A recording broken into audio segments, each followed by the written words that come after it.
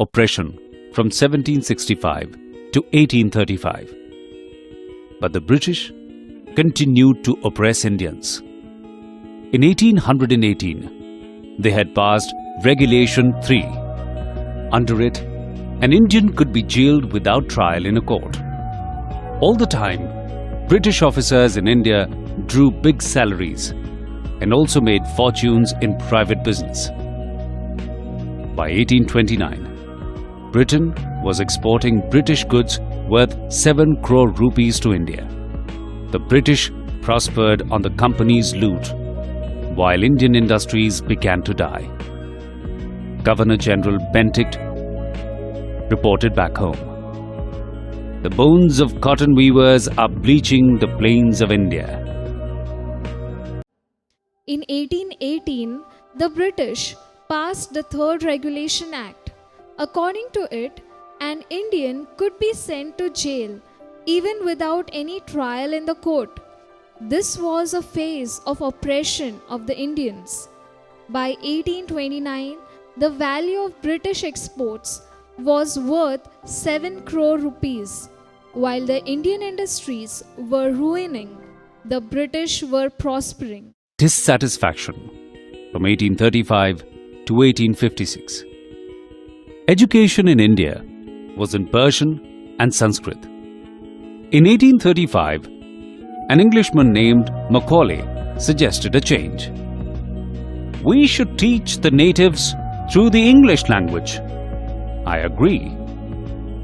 English education produced clerks to whom the British gave petty jobs under them.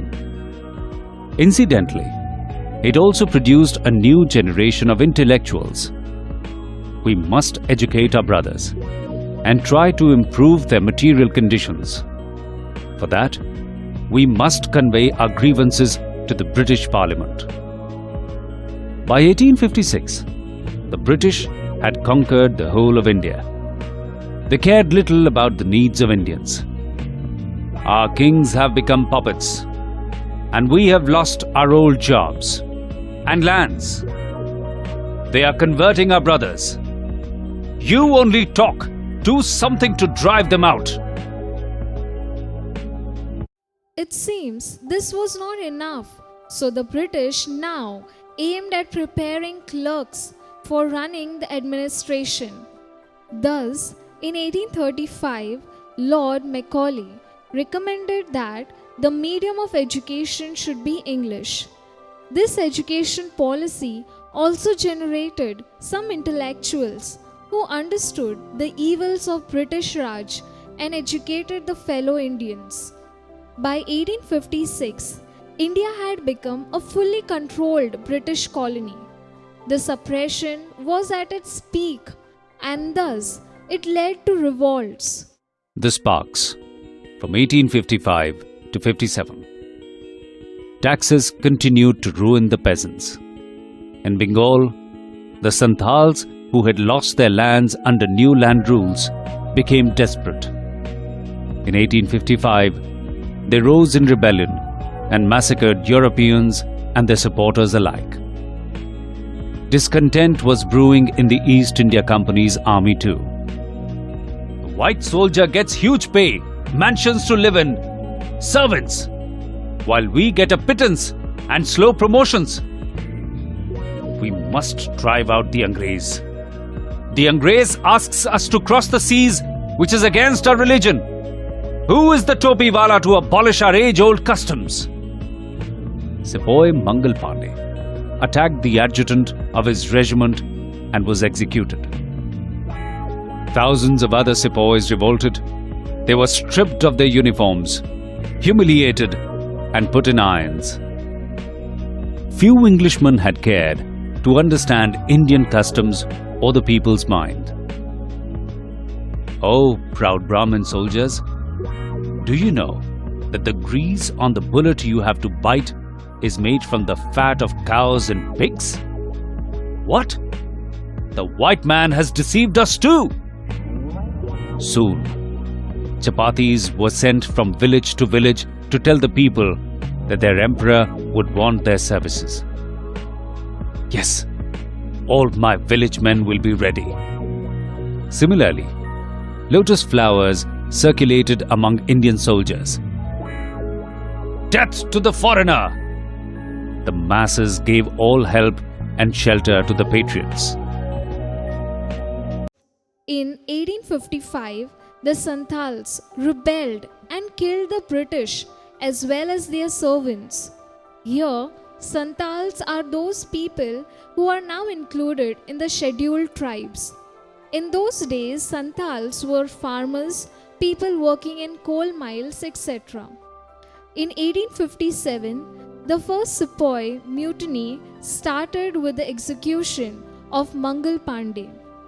The Indian soldiers were quick to understand that their English fellow mates who were working along with them were getting a much better salary, bungalows to live in, and servants to attend them. The Indian soldiers were merely losing their religion and age-old customs by traveling to distant lands, which was considered against their customs. They also found out that the grease used on the bullets was made from the fat of cows and pigs, which was a blasphemy, which means disrespect for their religion and God for most Indians. They soon spread their message to their brethren in the villages to be ready with support in case of an open revolt. Revolt, 1857. Then there was a violent outbreak at Meerut. The sepoys marched to Delhi. Long live our Emperor Bahadur Shah! The rebellion spread wider. Many landlords had lost their lands because of the British policies, and they were sore. The white man's rule must end! Yes, we will help you. The sepoys marched towards Delhi shouting slogans in favor of Bahadur Shah Zafar. The landlords also joined this movement. People circulated chapatis with the message that their native ruler needs their help. Similarly, a lotus flower was distributed among the Indian soldiers. The Fight for Freedom, 1857. Many former rulers, like Begum Hazrat Mahal of Lucknow, were bitter. The white man has taken away my kingdom. They joined the upsurge against the foreigner. Popular leaders like Maulvi Ahmadullah of Faizabad told the people, "Rise, brothers, rise! The Angrez is ruining our land." The people rose everywhere, in Bareilly, Kanpur and Allahabad. Azimullah Khan told Tatya Tope, "We should have Peshwa Nana Sahib as our leader in this war of independence." The patriots pounced upon the British and fought pitched battles all over North India. 80-year-old Kumar Singh of Bihar received a bullet in his wrist. "Mother Ganga, this is my last offering to you." Many rulers like Hazrat Mahal of Lucknow, Maulvi Ahmadullah of Faizabad, Tatya Tope, and Peshwa Nana Sahib of Maratha Empire and Kunwar Singh of Bihar also joined the revolt. This was the beginning of the Indian freedom struggle. So, let us not ignite that light of freedom only on 15th August or 26th January, but let that light of freedom be a blazing fire that keeps shining within you throughout. Let us keep these freedom fighters alive in us through our thoughts, words, and deeds. Let us imbibe those qualities of courage, patriotism, boldness, strength, love for our fellow brethren, and love for our motherland.